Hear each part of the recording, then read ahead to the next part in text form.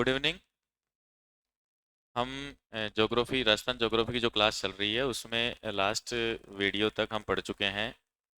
राजस्थान के पश्चिमी मरुस्थल का बालू का स्तूप युक्त और बालू का स्तूप मुक्त क्षेत्र के आधार पर जो डिवाइडेशन था वो हमने पढ़ लिया। आज हम क्लास की शुरुआत करेंगे। हमने जो राजस्थान मरुस्थल से जुड़ा हुआ पहला जो वीडियो था उसके अंदर देखा था कि वर्षा की मात्रा के आधार पर राजस्थान के पश्चिमी राजस्थान के जो रेतीला मरुस्थल है उसके दो भाग हैं। एक है शुष्क और एक है अर्ध शुष्क।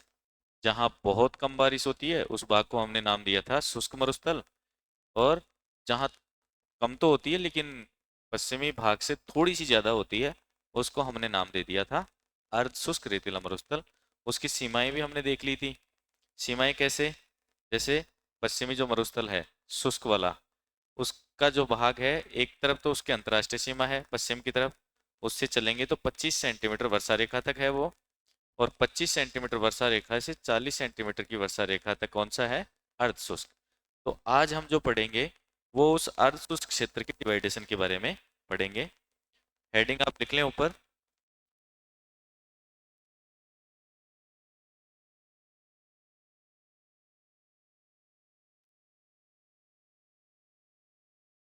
अर्ध शुष्क मरुस्थलीय प्रदेश।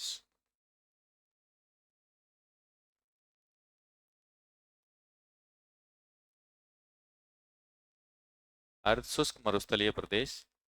अब इसमें एक बार मैप बना करके हम इसको डिवाइड कर लेते हैं कितने भागों में ये बटा होता है।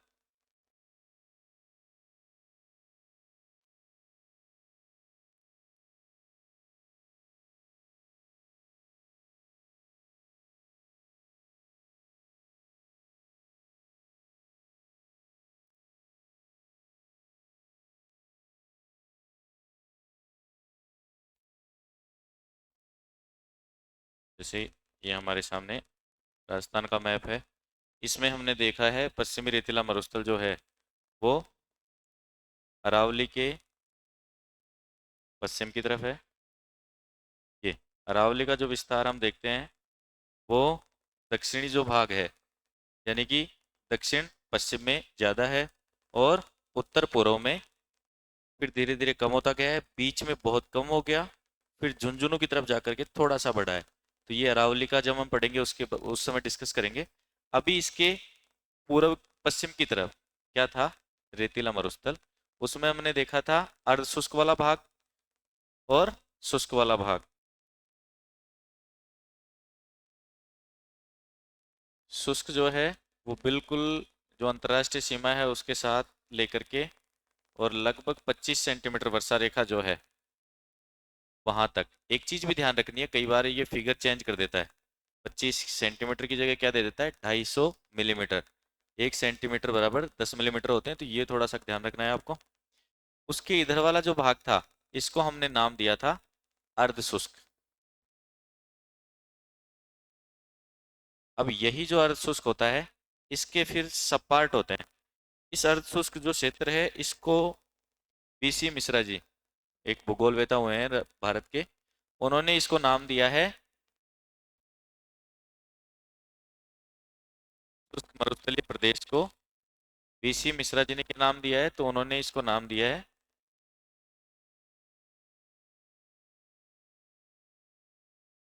बीसी मिश्रा ने इसे राजस्थान बांगर नाम दिया है।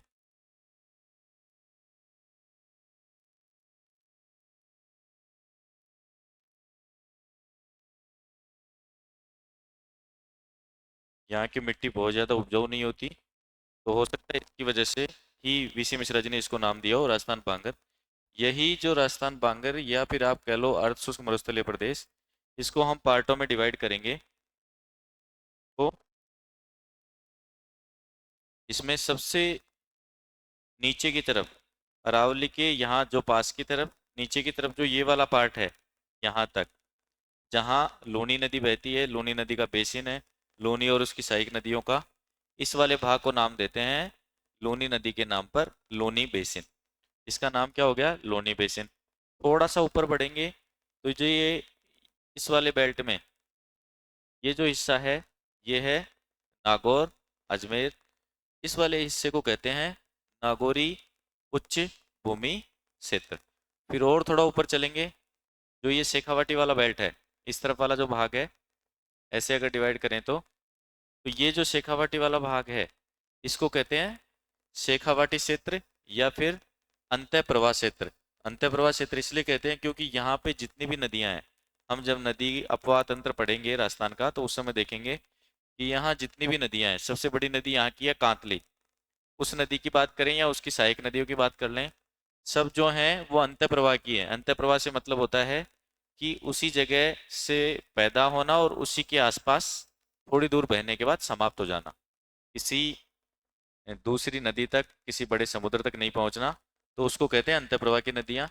इसलिए इसको अंतः प्रवाह का क्षेत्र भी कहते हैं। और जो कोने में एक रह गया, इसको कहते हैं घग्गर बेसिन। श्री गंगानगर और हनुमानगढ़ का जो एरिया है उसमें क्या है, घग्गर बेसिन। तो ये हमने डिवाइडेशन देख लिया। अर्ध शुष्क मरुस्थलीय प्रदेश को 4 भागों में बांटा गया है। सबसे ऊपर की तरफ घग्गर बेसिन, नीचे आएंगे तो शेखावाटी क्षेत्र, और नीचे आ रहे हैं तो नागौर उच्च भूमि क्षेत्र, और सबसे नीचे की तरफ लोनी बेसिन। अब इसको हम, ये तो मैप में हम डिवाइडेशन देख चुके हैं, एक बार पॉइंट के हिसाब से लिख भी लेते हैं।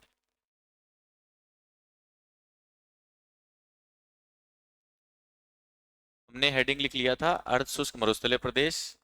अब हम इसमें नीचे लिखेंगे इसे 4 भागों में बांटा गया है।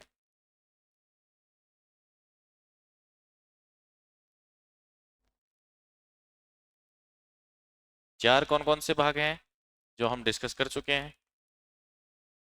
इसमें सबसे पहला है, अगर उत्तर की तरफ से चलें तो पहला होगा घग्गर बेसिन।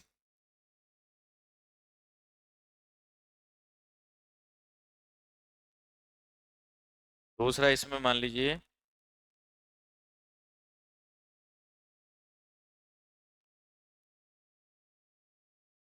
शेखावाटी क्षेत्र। और शेखावाटी में कौन कौन से जिले हैं, तो चूरू, झुंझुनू और सीकर, शेखावाटी क्षेत्र। इसके अलावा तीसरे नंबर पर है नागौरी उच्च भूमि क्षेत्र।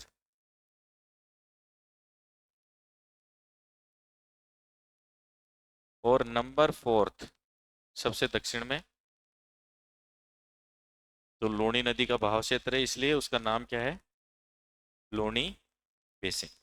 ये हमने अर्ध शुष्क मरुस्थलीय प्रदेश को 4 भागों में डिवाइड कर लिया। और ये डिवाइडेशन जो है वहाँ की जो भौगोलिक परिस्थितियाँ हैं उनमें साम्यता है। जैसे शेखावाटी का है तो यहाँ पर अंतः प्रवाह की नदियाँ हैं। घग्गर बेसिन है तो वहाँ पर घग्गर नदी और उसकी सहायक नदियों का बेसिन है। इसके अलावा नागौरी उच्च भूमि क्षेत्र है, यहाँ पर बिल्कुल खारा पानी है, लवणीय मृदा है, और उसके अलावा जो यहाँ का भूमिगत जल है उसमें फ्लोराइड भी है। और सबसे नीचे लोनी बेसिन, यहाँ पर भी लवणीय मृदा ही मिलेगी हमको। और लूणी नदी के बारे में ऐसा कहा भी जाता है कि अजमेर के नाग पहाड़ से जब निकलती है तो उसके बाद बालोतरा, बाड़मेर का जो नया जिला बना है, वहाँ बालोतरा जाने के बाद इसका जो पानी है वो खारा हो जाता है, क्योंकि वहाँ की जो मिट्टी है उसमें लवणता है। उसकी वजह से इसका पानी शुरू में जब ये निकलती है तब नहीं होती खारी, बालोतरा के बाद ये नदी खारी हो जाती है। तो उसकी लूणी और इसकी सहायक जो नदियाँ हैं उनसे जो बेसिन बन रहा है उसको कहेंगे लूणी बेसिन। अब इनको वन बाई वन अपन लिख लेते हैं। सबसे पहले हम लिख लेंगे घग्गर बेसिन। कौन कौन से जिले हैं जो इसके अंदर आते हैं। पहला,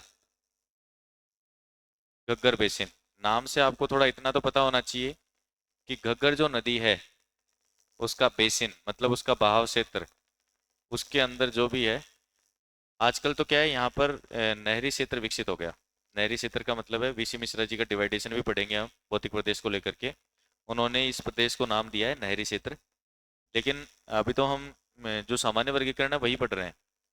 तो उसमें घग्गर बेसिन में 2 जिले आते हैं, एक है श्रीगंगानगर और एक है हनुमानगढ़।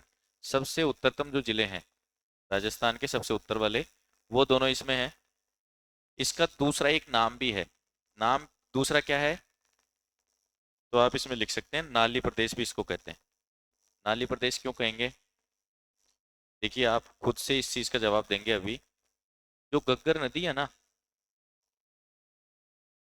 उसी का उसका जो बहाव क्षेत्र है उसका नाम श्रीगंगानगर और हनुमानगढ़ में क्या है? नाली या पाट। नाली या पाट, बहाव क्षेत्र को नाली या पाट कहते हैं। और जब घग्गर नदी में बहुत अधिक पानी आ जाता है तो इसका पानी पाकिस्तान तक चला जाता है, तो वहाँ हकरा इसको, इसके पाट को कहा जाता है। पाकिस्तान के अंदर इसके जो बहाव क्षेत्र है उसको क्या कहेंगे? हकरा। तो यहाँ नीचे लिख देंगे नाली प्रदेश इसका नाम क्यों पड़ा है, तो इसका पॉइंट भी आप साथ में समझ जाएंगे।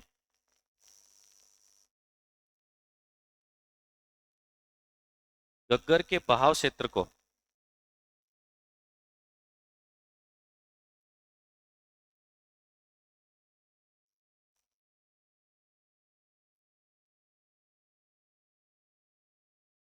श्री गंगानगर, SGN का मतलब है श्री गंगानगर, और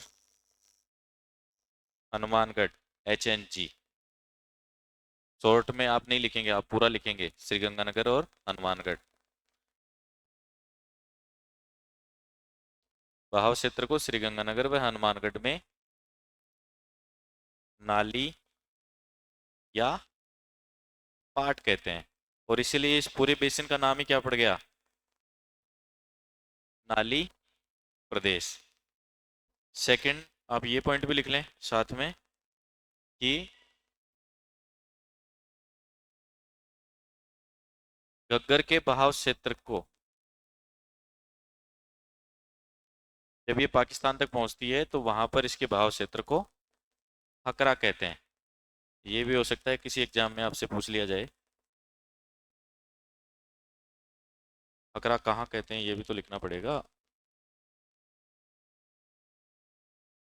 ये बहाव क्षेत्र को पाकिस्तान में हकरा कहते हैं।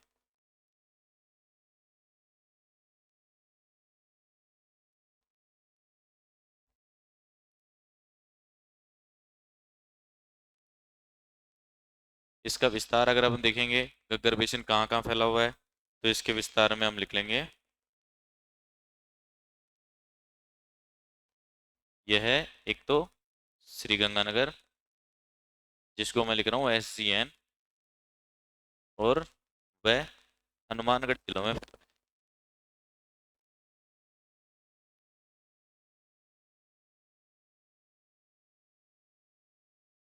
इसके अलावा अगर हम देखें तो मैंने आपको बताया इस क्षेत्र में, श्रीगंगानगर और हनुमानगढ़ के क्षेत्र में नहरों का विकास हो गया। इंदिरा गांधी नहर से यहाँ पर पहले गंगा नहर पहुंच चुकी थी, अब इंदिरा गांधी नहर से पानी मिल रहा है। इस वजह से यहाँ पर क्या खेती होने लग गई है, अब इतना मरुस्थल रहा नहीं। तो अगला पॉइंट इसमें आप लिख सकते हो कि जो नहरी क्षेत्र है उसमें क्या है, लगातार नहरों में पानी बहता रहता है। तो पानी बहता है तो उसके आसपास पानी रिसता भी है नहर के आसपास, तो वो जमीन में जाता है। जमीन में जाता है तो आप जानते हैं जमीन जो है, मिट्टी जो है, उसकी सोखने की एक क्षमता होती है। उस लिमिट से ऊपर अगर उसमें पानी जाएगा तो वो उसको एब्जॉर्ब नहीं कर पाएगी, सोख नहीं पाएगी। तो अगर सोख नहीं पाएगी तो वो जमीन जो है वो दलदली हो जाएगी। तो ये इस समस्या को कहते हैं श्रीगंगानगर हनुमानगढ़ में या नहरी क्षेत्र कहीं भी हो, वहां पर इस समस्या को कहते हैं सेम की समस्या। अगर लगातार पानी के रिसाव से नहरी क्षेत्र के आसपास का एरिया दलदली हो जाता है तो इसको कहते हैं सेम की समस्या। और यहाँ पर घग्गर बेसिन में सेम की समस्या है। तो इसमें अगला पॉइंट इसी में लिखेंगे हम, यहाँ सेम की समस्या है, या नहरी क्षेत्र लिखेंगे, यहाँ नहरी क्षेत्र में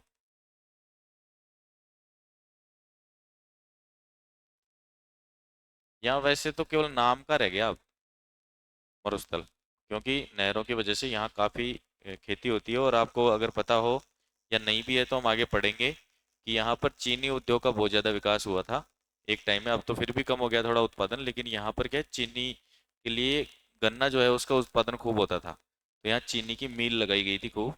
और इसके अलावा और भी बहुत सारे, जैसे कपास का यहाँ उत्पादन अच्छा होता है। ठीक है, अन्न का कटोरा या गेहूं का, धान का कटोरा भी इसको कहते हैं। यहाँ पे श्रीगंगानगर में गेहूं का उत्पादन भी खूब होने लग गया है। तो इस जो नहरें पहुंची हैं वहाँ, उसकी वजह से पानी का थोड़ा सा कमी नहीं रही वहाँ पे, और कमी नहीं है तो जो क्षेत्र है आसपास का वो खेती की वजह से उतना मरुस्थल रहा नहीं जितना हम डिवाइडेशन के समय देखते थे। यहाँ नहरी क्षेत्र में सेम की समस्या पाई जाती है। और सेम की समस्या का मतलब हम देख ही रहे थे, जो भूमि है वो दलदली हो जाती है।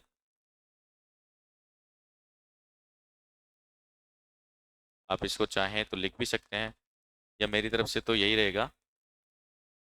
मैं नीचे यहाँ पॉइंट करके लिख रहा हूँ।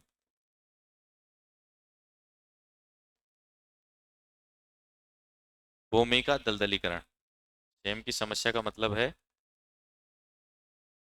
जो भूमि है वो दलदल में बदल जाती है, लगातार पानी का रिसाव, और वो खराब हो जाती है, खेती के योग्य भूमि रहती नहीं है। तो इसको कहते हैं सेम की समस्या, और ये यहाँ नहरी क्षेत्र में गगर बेसिन में पाई जाती है। तो ये मोटी मोटी चीज़ें जो है गगर बेसिन को लेकर के, एक तो यहाँ पर गगर नदी का बहाव क्षेत्र है, इसके अलावा यहाँ नहरी क्षेत्र विकसित हुआ है, श्री गंगानगर और हनुमानगढ़ में ये है। और नहरी क्षेत्र में अच्छा, इसमें एक पॉइंट और लिखना है, ये सेम की समस्या सबसे ज़्यादा कहाँ है। तो ये हनुमानगढ़ का ही एक गांव है बडोपल, यहाँ सबसे ज़्यादा है।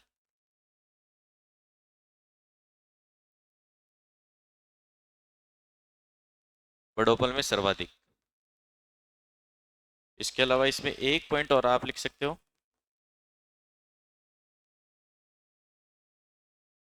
जो यहाँ की उपजाऊ भूमि है उसके लिए एक शब्द काम में लिया जाता है, बग्गी, काठी या बग्गी। तो वो भी एक पॉइंट आप लिख सकते हैं। तो ये हमने गग्गर बेसिन के बारे में बात करी, जो राजस्थान के अर्धशुष्क वाला जो भाग है, पश्चिमी रेतीला मरुस्थल का अर्धशुष्क वाला जो भाग है, उसमें सबसे ऊपर की तरफ उत्तर में पाया गया है। इसमें सेकंड देखते हैं हम, गग्गर बेसिन के बाद नीचे की तरफ अगर हम थोड़ा सा दक्षिण में आएंगे उधर से, तो वहां पर है शेखावाटी क्षेत्र।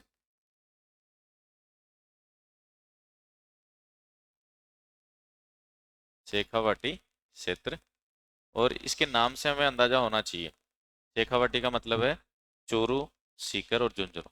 ये जो तीनों जिले हैं ना, इनको मिला करके शेखावाटी। और क्यों कहते हैं, ये आप शायद हिस्ट्री की किताब में या तो पढ़ चुके हैं उन सर से, या नहीं भी पढ़े तो मैं एक आइडिया के लिए बता दूं कि यहाँ शेखावतों का राज था।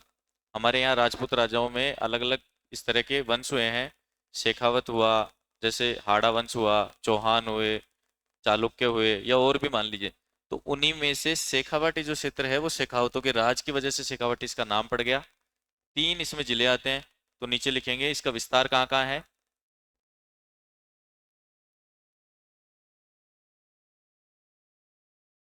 तो विस्तार जो जिले हैं उनका में नाम लिख लेंगे, सीकर, चूरू और झुंझुनू। इसके अलावा एक पॉइंट और इसके बारे में लिखना है, शेखावाटी क्षेत्र में जितनी नदियां हैं वो सारी अंतः प्रवाही नदियां हैं। मतलब किसी भी बड़े सागर में या किसी बड़ी नदी में मिलने से पहले समाप्त हो जाती हैं।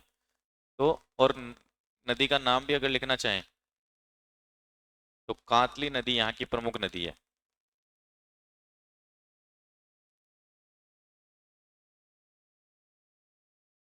इस क्षेत्र की प्रमुख नदी है। इसके अलावा इसका दूसरा नाम अगर आपसे पूछ लें तो क्या हम बताएंगे, अंतः प्रवाही क्षेत्र। आप पॉइंट लगा करके लिख सकते हैं अन्य नाम, और उसमें लिखेंगे अंतः प्रवाही क्षेत्र।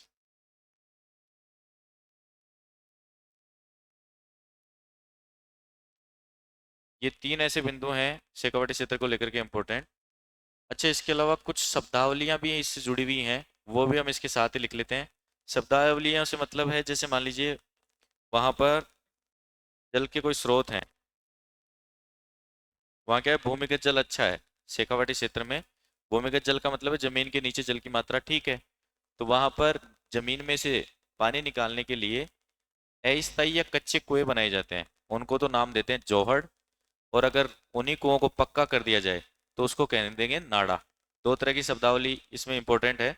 एक तो अगर कच्चे कुआं का निर्माण हुआ पानी के लिए निकालने के लिए, तो जोहड़। पक्के कुओं का हो गया तो नाड़ा। इसके अलावा एक टर्म और है वहाँ, सर। सर का मतलब है जैसे कोई टीले या फिर रेतीला कोई एरिया है, वहां पर बीच में पानी का जमाव हो गया, एक अस्थायी तालाब बना दिया, तो उसको नाम देते हैं सर। और ऐसे ही वहाँ जगह का नाम भी है, गांव का नाम भी है, मलसीसर है, अलसीसर है। तो सर वहाँ इसलिए जोड़ दिया कि वहां पर इस तरह का कोई तालाब होगा, तो इसलिए उसका नाम क्या बन गया, मलसीसर, अलसीसर। इसी तरह से और छोटी मोटी एक शब्दावली और रहती है। शेखावाटी क्षेत्र में जो घास के मैदान होते हैं उनको कहते हैं बीड़। एक होता है बीहड़। दोनों में अंतर समझना है आपको। एक तो होता है बीड़, एक होता है बीहड़। बीड़ का मतलब है शेखावाटी क्षेत्र में घास के मैदान, और बीहड़ का मतलब है जो चंबल नदी है वो अपने बहाव के साथ जमीन को काटती है, अवनालिका आवर्तन करती है, मतलब बड़े बड़े गड्ढे कर देती है, और उनको कहते हैं बीहड़। तो इसमें नीचे लिखेंगे आप अगला पॉइंट, इसी शेखावाटी क्षेत्र में एक अगला बिंदु लिखेंगे,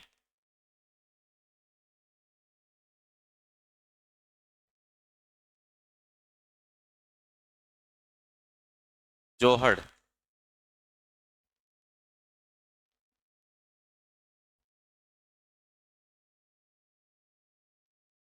शेखावाटी क्षेत्र में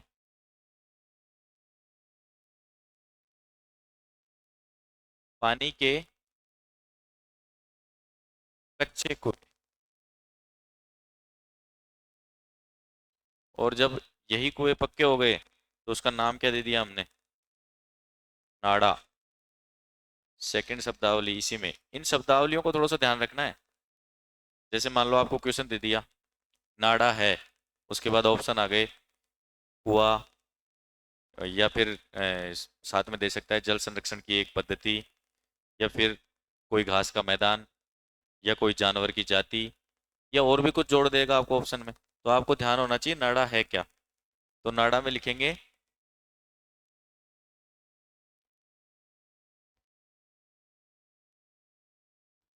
जोहड़ का पक्का रूप। जब जोहड़ को ही पक्का कर देंगे तो वो क्या हो जाएगा, नाड़ा। अच्छा एक और होता है नाड़ी, वो हम बात करेंगे आगे। नाड़ी भी तालाब ही होती है, लेकिन वो अस्थायी तालाब होता है, कुआं नहीं होता। नाड़ा होता है जोहड़ का पक्का रूप। इसके बाद अगली शब्दावली हमने देखी थी बीड़। तो बीड़ क्या है, शेखावाटी क्षेत्र में घास के मैदान है।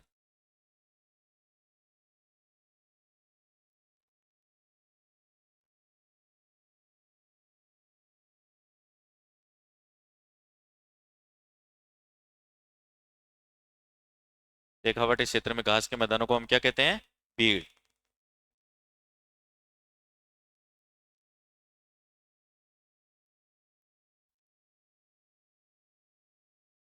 इसके अलावा एक था सर।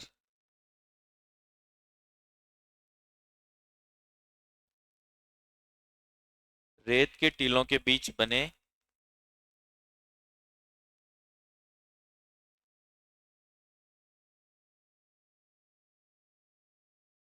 अस्थायी तालाब।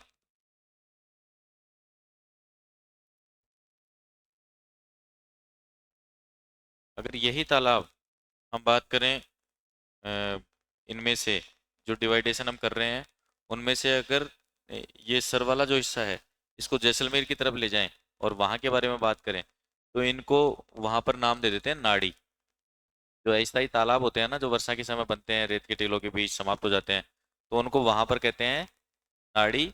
और यहाँ शेखावाटी क्षेत्र में इनको कहते हैं सर। ये कुछ शब्दावली है इंपॉर्टेंट जो हमें शेखावाटी क्षेत्र को लेकर के पता होनी चाहिए, जिसमें हमने जोहड़, नाड़ा, बीड़ और सर देख ली। अब अगला इसमें क्षेत्र है, नीचे की तरफ अगर आएंगे, नंबर तीसरे पर, ऑलमोस्ट राजस्थान के बीच में, तो इसको कहते हैं नागौरी उच्च भूमि क्षेत्र। और इसी का दूसरा नाम क्या है, हंच बेल्ट। क्या होता है हंच, इसका नाम हंच बेल्ट क्यों पड़ा है तो मैं आपको बताता हूँ। इंग्लिश का एक शब्द होता है हंच, और जिसका अर्थ होता है कुबड़। यहाँ पर क्या है, पानी जो है, भूमिगत जल जो है उसके अंदर फ्लोराइड बहुत ज़्यादा है। जो जनरली अभी भूमिगत जल में ये फ्लोराइड की समस्या लगभग लगभग हर जिले में आने लग गई। जहाँ भी जल स्तर नीचे जाता जाता है, उसके साथ यहाँ फ्लोराइड की, उस भूमिगत जल की गहराई बढ़ने के साथ फ्लोराइड की मात्रा बढ़ती जाती है। तो ये समस्या है लगभग लगभग सभी जगह हो गई, लेकिन यहाँ पर विशेष है। यहाँ का पानी बिल्कुल खारा, भूमिगत जल बिल्कुल बहुत ज़्यादा काम का नहीं है। आप यहाँ का कोई व्यक्ति, जयपुर क्षेत्र का कोई व्यक्ति अगर यहाँ नागौर की तरफ जाता है, तो आपके लिए उस पानी को पीना मुश्किल है। हालांकि वहाँ के लोग उसको मजबूरी में काम भी लेते हैं, कपड़े धोने में भी काम लेते हैं, उसके अलावा पशुओं को पिलाने में उसमें भी लेते हैं। लेकिन इसके लगातार सेवन से जो व्यक्ति हैं वहाँ के, उनमें कुबड़ विकसित हो जाती है। कुबड़ का मतलब गर्दन यहाँ से झुक जाएगी पीछे की तरफ। तो उस पूरी बेल्ट को, जहाँ पर ये ऐसा फ्लोराइड वाला पानी पाया जाता है, मिलता है, उस पूरी बेल्ट को ही क्या कहते हैं, कुबड़ पट्टी। नाम ही क्या पड़ गया उसका, हंच बेल्ट। और ये विशेषकर किसके बीच में है, तो नागौर के अंदर एक जगह है जायल, उससे पुष्कर तक जो जगह है, उसमें ये बेल्ट पाई जाती है। तो इसमें लिखेंगे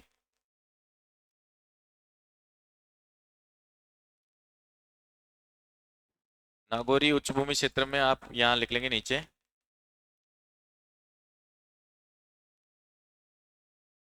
जायल, नागौर से लेकर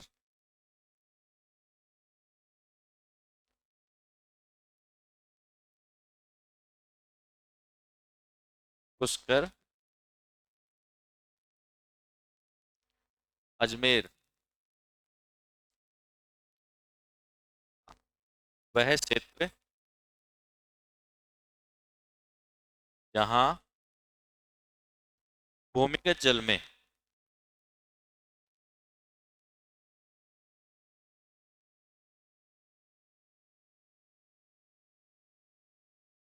फ्लोराइड की मात्रा बहुत अधिक पाई जाती है।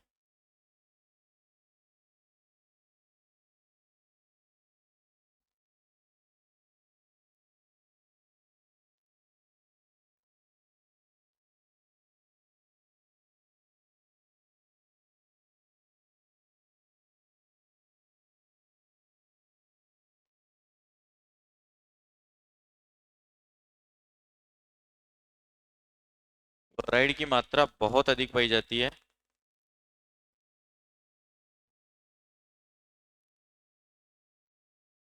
कुबड़ पट्टी, या इंग्लिश में कहें तो हंच बेल्ट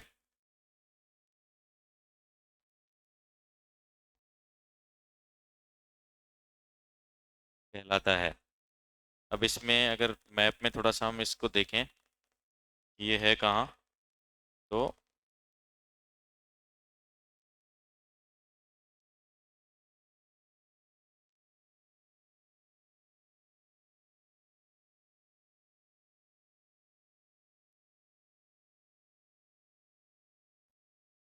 जैसे ये राजस्थान का मैप आपके सामने है।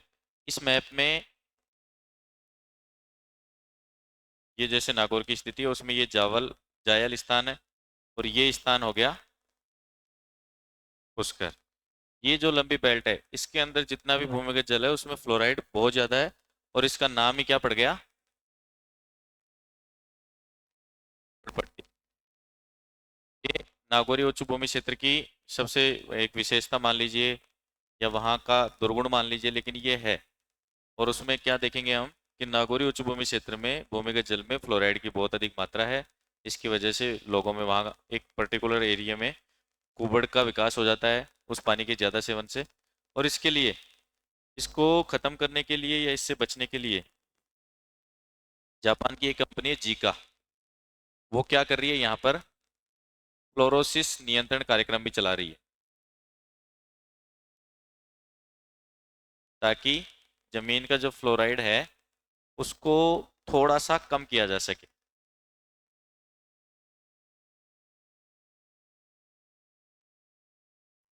ये भी चला रही है। ये हमने नागौरी उच्च भूमि क्षेत्र के बारे में मैन बात करी। विस्तार की अगर बात करें, तो ये कहाँ कहाँ फैला हुआ है, तो उसमें हम लिखेंगे नीचे, इसी में आप नीचे लिख लें विस्तार, और साथ में मैप जरूर बनाएंगे बच्चे।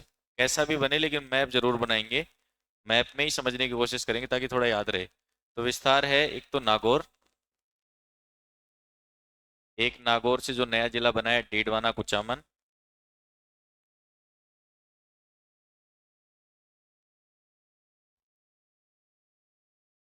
और एक है अजमेर। ये तीन ऐसे जिले हैं जिनके अंदर ये नागौरी उच्च भूमि क्षेत्र का विस्तार है। यहाँ विशेषताओं में बात करें तो नीचे लिख लेंगे पॉइंट। लवणीय झीलें यहाँ पाई जाती हैं, जैसे डीडवाना कुचामन में है ही खारे पानी की झीलें, और जयपुर में और नागौर की जो सीमा है वहाँ पर सांबर झील भी है, जो अपने यहाँ राजस्थान में नमक के उत्पादन के मामले में बहुत आगे है। ये लवणीय झीलें पाई जाती हैं। मृदा भी कैसी होगी यहाँ की? लवणीय मृदा। तो ये नागौरी उच्च भूमि क्षेत्र को लेकर के कुछ विशेषताएं थी। हमने इसमें देखा नागौर, डीडवाना, कुचामन और अजमेर में इसका विस्तार है। लवणीय यहाँ झीलें पाई जा रही हैं, लवणीय मृदा है, भूमिगत जल में फ्लोराइड की मात्रा ज़्यादा है। इस वजह से एक पर्टिकुलर जो एरिया है वहाँ पर लोगों में कुबड़ का विकास होने से उस क्षेत्र का नाम ही क्या पड़ गया? कुबड़ पट्टी। अगला क्षेत्र जो सबसे अर्ध शुष्क मरुस्थल वाले भाग में सबसे दक्षिण में है, उसका नाम है लोनी बेसिन। अब ये सबसे पहला ही इसमें बिंदु क्या लिख लेंगे लोनी बेसिन में? जैसे कि इसके नाम से पता चल रहा है, जो लोनी नदी है और उसकी सहायक नदियां हैं उसका बहाव क्षेत्र, लोनी व उसकी सहायक नदियों का बहाव क्षेत्र।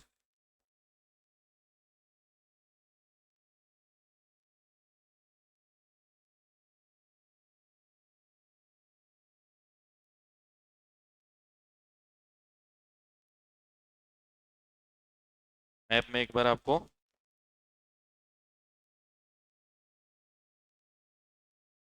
शुरू शुरू में हमने इनका डिवाइडेशन जो देखा था मैप के आधार पर, उसमें देखा था ये वाला जो बेल्ट है नीचे की तरफ, इस वाले क्षेत्र को क्या नाम दिया गया है? लोनी बेसिन।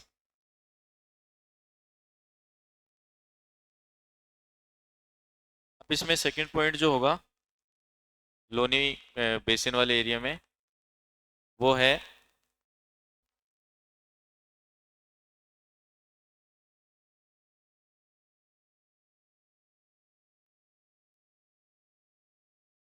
लूनी नदी के बहाव क्षेत्र को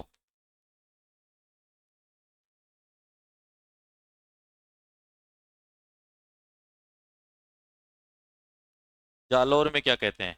ये एक इम्पोर्टेंट क्वेश्चन बन सकता है। तो जालेर जालौर में इसको कहा जाता है नेहड़। जालौर में इसका नाम क्या है?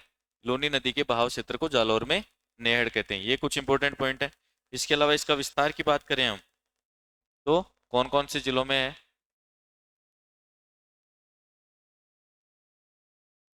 विस्तार लिख लें। तो विस्तार में देखो, एक तो पाली में है ये, जालौर में भी इसका विस्तार है, बाड़मेर में है, और बालोतरा में। मूल रूप से ये जो चार जिले हैं राजस्थान के, उनमें लूनी बेसिन का विस्तार है। तो ये चार हमने डिवाइडेशन देखे। अब आपको वापस से एक बार मैं रिपीट करते हुए बता देता हूँ जल्दी से, क्विक रिवीजन। सबसे पहले हमने देखा था अर्ध शुष्क मरुस्थलीय भाग का पहला जो सबसे उत्तर में क्षेत्र है गग्गर बेसिन, इसका दूसरा नाम नाली प्रदेश। गग्गर के बहाव क्षेत्र को श्रीगंगानगर और हनुमानगढ़ में नालिया पाट कहते हैं, इसलिए इसका नाम नाली प्रदेश है। गग्गर के बहाव क्षेत्र को पाकिस्तान में हाकरा कहते हैं।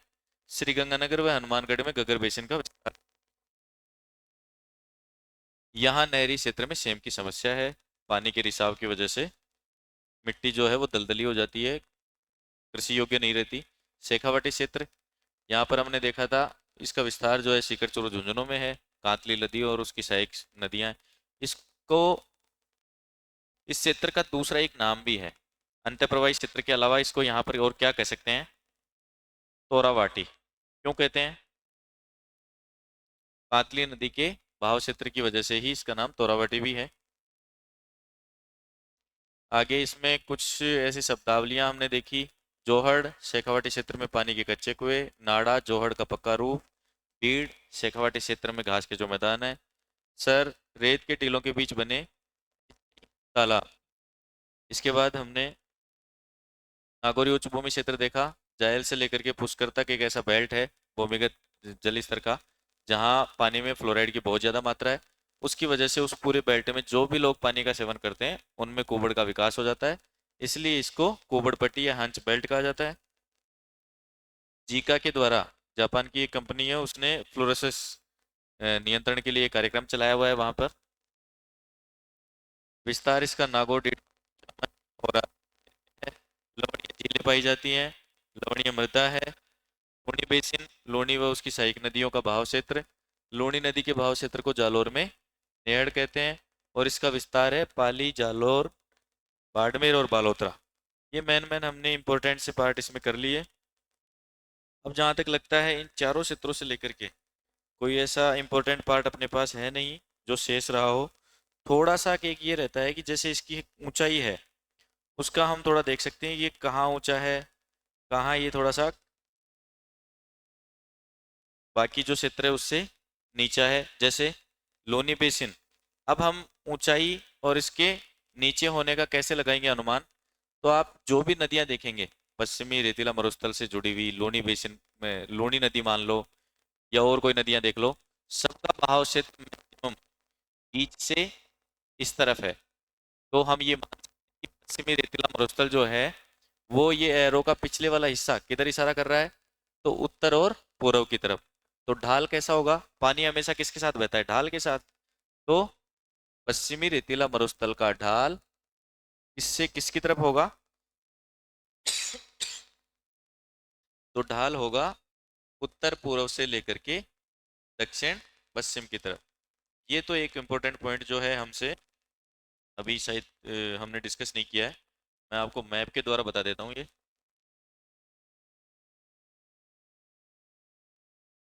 जैसे ये राजस्थान का मैप आपके सामने है।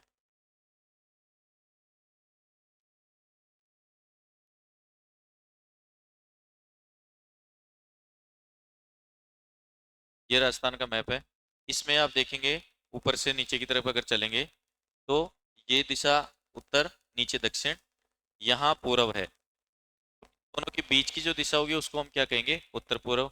विस्तार, ये मान लीजिए मैंने अरावली बनाई, ये अरावली का क्षेत्र बना दिया। अरावली के इस तरफ पश्चिम में इसका विस्तार था। तो हम ढाल की अगर बात करेंगे, इसका ढाल है इस तरफ से इस तरफ, उत्तर पूर्व से इस तरफ का मतलब कि किस तरफ, उत्तर और पूर्व दोनों के बीच में, तो उत्तर पूर्व। नीचे की तरफ चलेंगे, इधर पश्चिम इधर दक्षिण, तो दोनों के बीच में अगर जा रहा है तो ये कौन सा है, दक्षिण पश्चिम। तो अगर आपसे पूछा जाए कि पश्चिमी रेतीला मरुस्थल का ढाल किस तरफ है, और ये इसका अंदाजा हम कैसे लगा पा रहे हैं, नदियों का बहाव देख करके, नदी की दिशा किस तरफ है। जो भी नदी आप निकल रहे हैं ना इस तरफ देखेंगे ना, उन सबका बहाव लगभग लगभग पहाड़ से निकलने के बाद इस तरफ से होते हुए है। तो यही ढाल है। अब इसमें इसकी लंबाई भी साथ में देख लेते हैं। अगर हम पश्चिमी रेतीला मरुस्थल का ये वाला विस्तार देखें तो ये कितना है, 640 किलोमीटर। उत्तर पूर्व से दक्षिण पश्चिम की तरफ इसकी लंबाई कितनी है, 640 किलोमीटर। और अगर इसकी चौड़ाई देखेंगे तो लगभग कितनी है, तो 300 किलोमीटर। ये फैक्ट मुझे लगता है पीछे वाले में छूट गया है अपने से, ये लिख लेंगे। पश्चिमी रेतीला मरुस्थल का उत्तर पूर्व से दक्षिण पश्चिम की तरफ विस्तार या लंबाई 640 किलोमीटर है। और पश्चिमी तरफ से अरावली की तरफ जो विस्तार है वो 300 किलोमीटर है। इसके अलावा ढाल जो है आप पॉइंटों में लिख लें, इस मैप के साथ यहाँ पर लिख लें। पश्चिमी रेतीला मरुस्थल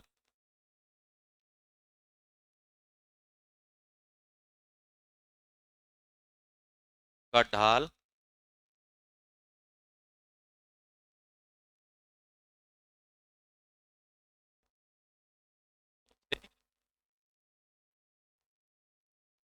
दक्षिण पश्चिम की तरफ है। एक तो ये इंपॉर्टेंट पॉइंट। और दूसरा आप मैप से ही लिखेंगे खुद से। खुद से कैसे समझते हुए, 640 किलोमीटर उत्तर पूर्व से दक्षिण पश्चिम की तरफ लंबाई, और पश्चिमी भाग से अरावली की तरफ 300 किलोमीटर चौड़ाई। अच्छा, इसकी एक पॉइंट और लिख लें, औसत ऊंचाई। संपूर्ण भाग की अगर औसत ऊंचाई देखेंगे तो लगभग 150 से लेकर के, और कुछ किताबों में इसको 300 दे रखा है, कुछ में 350 दे रखा है। तो आप जो फैक्टर आपको मिलता है उसके हिसाब से डिसाइड कर लेंगे। लगभग 150 से 350 मीटर तक इसकी एवरेज हाइट होती है। अब इसमें एवरेज कैसे, नीचे की तरफ हो सकता है 100 मीटर से भी कम हो लोनी बेसिन में, क्योंकि इसका ढाल ऐसे है। लेकिन ऊपर का जो हिस्सा है नागौरी उच्च भूमि क्षेत्र, उसके नाम में देखिए उच्च भूमि, आसपास के क्षेत्र से ऊंची भूमि है। इसके अलावा ऊपर की तरफ शेखावटी और गग्गर बेसिन जो है, उसकी एवरेज हाइट लगभग 300 मीटर से 480 मीटर तक है। तो इसलिए इसी वजह से इसका ढाल उत्तर पूर्व से दक्षिण पश्चिम की तरफ है।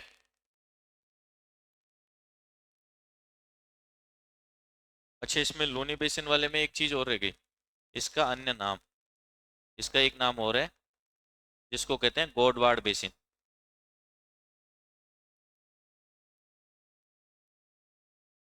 अगर कभी आपसे पूछ लें गोडवाड़ बेसिन क्या है, तो लोनी बेसिन का ही दूसरा भाग है। तो ये बेसिकली हमने आज अर्ध शुष्क मरुस्थलीय जो क्षेत्र है उसको 4 तरह से डिवाइड करके पढ़ लिया, 4 भागों में। उसमें सबसे पहले हमने उत्तर की तरफ देखा गग्गर बेसिन, श्रीगंगानगर और हनुमानगढ़ का क्षेत्र है। नीचे हमने देखा शेखावाटी का क्षेत्र। फिर हमने और नीचे देखा नागौरी उच्च भूमि क्षेत्र, और सबसे लास्ट में हमने लोनी बेसिन देखा। हमने उस क्षेत्र की विशेषताएं समझने की कोशिश की। इसके अलावा वहां पर कौन सी इंपॉर्टेंट चीज है वो हमने जानने की कोशिश की। तो और भी थोड़ा सा पार्ट कुछ हमारा पश्चिमी रेतीला मरुस्थल को लेकर के शेष है, उसका डिस्कशन हम करेंगे अगली क्लास में। धन्यवाद।